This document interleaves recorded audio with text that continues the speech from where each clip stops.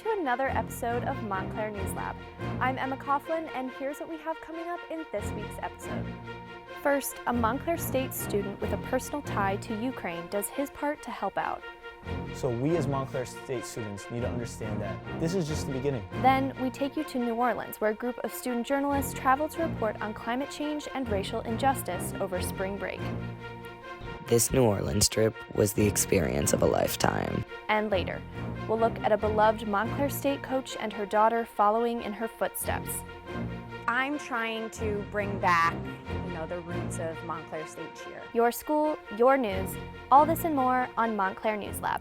Russian President Vladimir Putin's invasion of Ukraine has rattled the world. In a minute, we'll look at what a local Ukrainian church is doing to aid their brethren back home.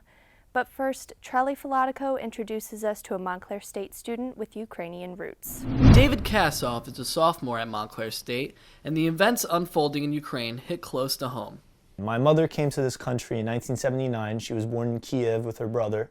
My grandmother, who I live with, in Russian we call Baba. My Baba, she lived in Kiev all her life. And Ukraine is a very big part of who we pride ourselves to be. Kassoff has a plea for the Montclair community. I am trying to spread the message of people here in New Jersey, here in Montclair State, and any close family friends that if they have any kind of shelters or homes available in neighboring Euro nations, because all members of the EU are wide open to refugees, I'm trying to be able to offer these homes up for shelter as long as people are willing and able. The refugees Kassoff is trying to aid in Ukraine are struggling with the loss of their homes and worse. He told us about Natalia. She no longer was able to work. Her apartment was completely destroyed in bombings. Luckily enough, there was an alert before it was destroyed by bombings, so she had to live in a bunker for the past few weeks. And in her many attempts to try to escape to Poland, the ground continued to be raided by bombs and all kinds of different missiles. With people like Natalia in mind, Kassoff is trying to engage the MSU community.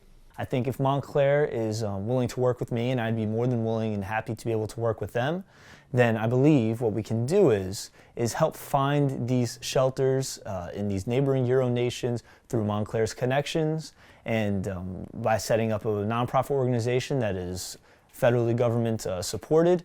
We will be able to help so many refugees find so many more opportunities for shelter. Ukraine seems far away, but Kassoff brings it closer by imagining what it would be like if our campus was in Ukraine.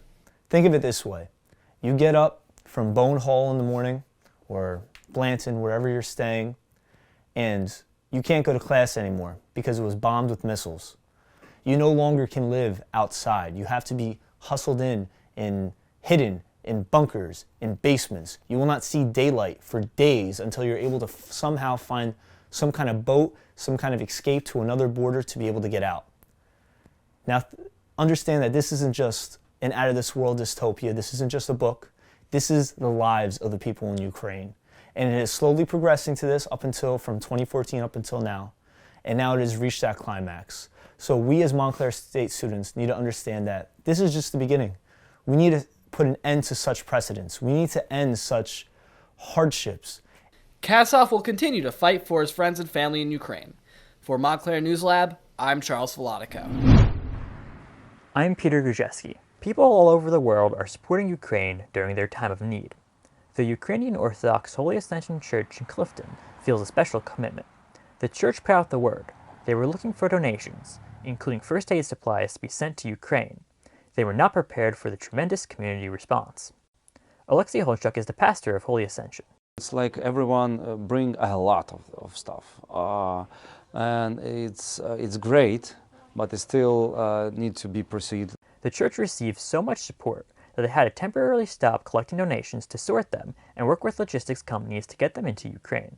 It's really nice to know that a lot of people hold the same what we have in our hearts, the same pain. Pastor Holchuk has family in Ukraine, including his mother and sister, so the war affects him personally. And they are escaping from the war, trying to escape that. This morning, their city was bombed again. Despite this, Pastor Holchuk's family wants to remain in the country as long as they can. Of course, they want to survive, but they still want to live in Ukraine. They want to be there, in their country, in their place where they were born. Although some people who donated are not Ukrainian, the war still personally affects them. Frank Hepp is a World War II veteran. He understands the suffering those in Ukraine are going through. I know what it's like. The humiliation and the agony that you have to go through in times like this. And it should not happen today. Aside from donations, Pastor Holchuk has two other requests. First of all, I would like to ask to pray for us. We really needed your prayers. The second, we are asking you to support us not only with donations, to supporting us just telling people what's going on in Ukraine, to asking government, please support Ukrainians. The church is currently seeking donations of all kinds. A full list of currently accepted items can be found on Holy Ascension's Facebook page. Donations can be brought to the church, which is located at 635 Broad Street in Clifton. Donations can also be made through the church's website at www.ukrcoc.org. Right now, my family, it's 45 million people in Ukraine. They are all my family, and they need us. They need our help. From Montclair News Lab, I'm Peter Guziejewski. COVID numbers are continuing to drop locally, and Governor Murphy has eased mask mandates for educational institutions. Public health professor Dr. Stephanie Silvera spoke to reporter Jack Nagle about the future of masks at Montclair State. The first question that I had was, in an NJ.com article, you said that dropping the mask mandate could be a good idea, but that you would still feel more comfortable keeping the mask mandate. Why is that? I think a lot of it's going to depend on what the numbers are over the next 2 weeks, especially as people went away for spring break and maybe traveled and are coming back. So I think that's going to have to be part of the calculus of that decision. I don't suspect that the mask mandate in academic environments, whether that's academic buildings, classrooms, meeting spaces, anywhere you're indoor in a crowded area in that way, are necessarily going to be taken away. Can I see them being reduced in the residence halls or outdoor gatherings? I can see that we're heading most likely in that direction. I think we're going to have to see what the data shows us and then use that to really make a sound decision. I know one of the areas of concern is that not all class spaces have windows. So again, going back to that ability to have a well-ventilated space and provide a certain amount of distancing to keep people safe is going to come into that decision. I was actually going to ask too, I know a bunch of other schools have dropped the mask mandate. I think Rowan maybe did, or Rider University. The setup at Montclair State in terms of social distancing in classes, do you feel confident that that's conducive to slowing the spread of COVID, or is there not enough social distancing going on? I think that we need to really think about who we are at Montclair, who our students are, and also the fact that a lot of our students are commuter students. And so they're going back home to family members, and sometimes those are multi-generational families.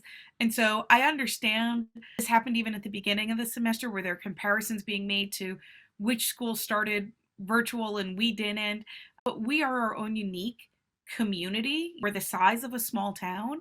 And so we really have to look at our community and make the best decisions to keep not only those of us who are on campus, but our loved ones at home safe as well. We will have the latest updates about Montclair's mask policy in the coming weeks. This week, young journalists from the School of Communication and Media won a Cablefax Program Award for their show Focus Disruption. The show highlighted how the pandemic impacted our lives. Students from the Montclarian, WMSC, News Lab, and Redhawks Sports Network collaborated, beating out one of the big-name networks, CNBC. Congratulations to all the winners and to senior producers Julia Egan and Cassidy Steinhilber. And even as we won that award, our student journalists are continuing to report on impactful stories.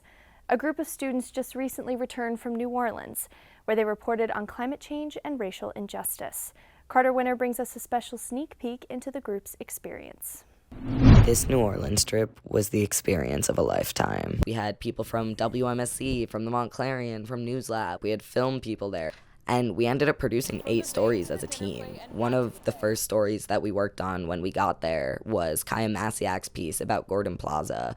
The local government in Louisiana built homes and schools on top of a contaminated landfill, and they were encouraging Black families to move into the neighborhood. 30 years later, Gordon Plaza is one of the worst cancer hotspots in the state. The residents there are still fighting to be relocated.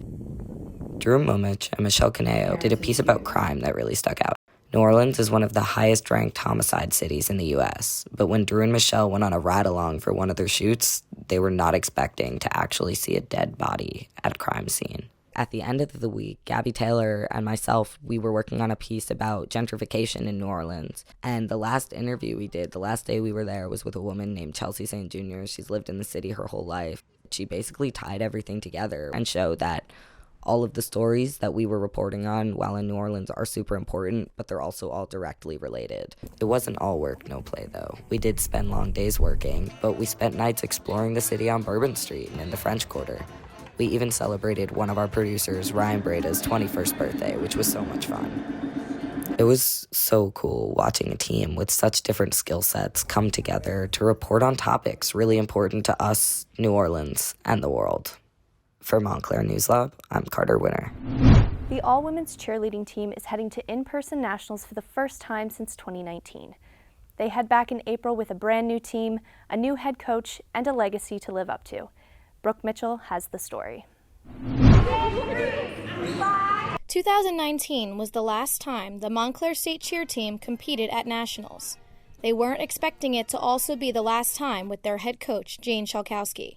Jane, known to many as Miss S, passed away in May 2019.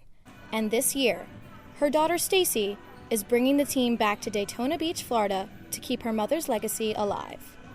My mother was my coach here, and she passed away in 2019, and I felt it was only right for me to kind of take over the program. I'm trying to bring back, the roots of Montclair State Cheer. The pair was a dynamic duo, coaching a college program as well as a high school in Monmouth County. Sophomore Erin McGovern talks about having Miss S as her high school cheer coach before deciding to cheer at Montclair. I think being coached by Miss S in high school was a lot of fun. She was very on top of things, and doing it for Miss S makes it mean a lot more to me or whoever knew her. Unlike Erin, freshman Kayla Barros never knew Miss S, but she still knew about her impact in the cheerleading world. Just from seeing how she ran her high school team, I think she definitely formed kind of a family within her programs. She seemed like a nurturing kind of motherly figure to her athletes. Captain and senior Ariel Broderick remembers when she realized Miss S was more than just her coach. My freshman year of college, I got really hurt 2 weeks before nationals, and Miss S sat on the floor with me. She put her forehead to my forehead, and she told me we were going to get through it together, that everything was going to be okay. I'd always felt like she was family to me, but in that moment, I knew I was family to her, and our connection was so much more deep than an athlete to coach. Graduate student and captain Rebecca Carone returned to the program for an extra year to help teach the new athletes how to keep Miss S's legacy alive.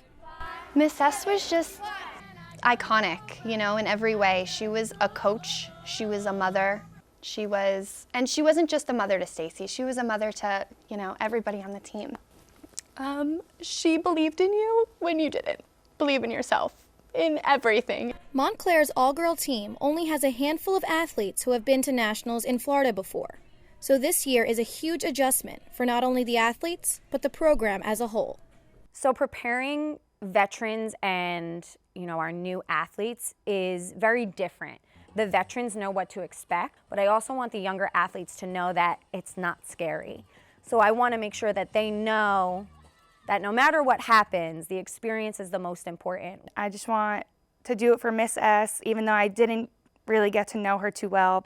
I know how Stacy is, and I just want to show Stacy that we want it for her mother, just like anybody else who knew her and cheered for her. While this season is important to everyone in the program, Stacy wants to do everything she can to make her mother proud.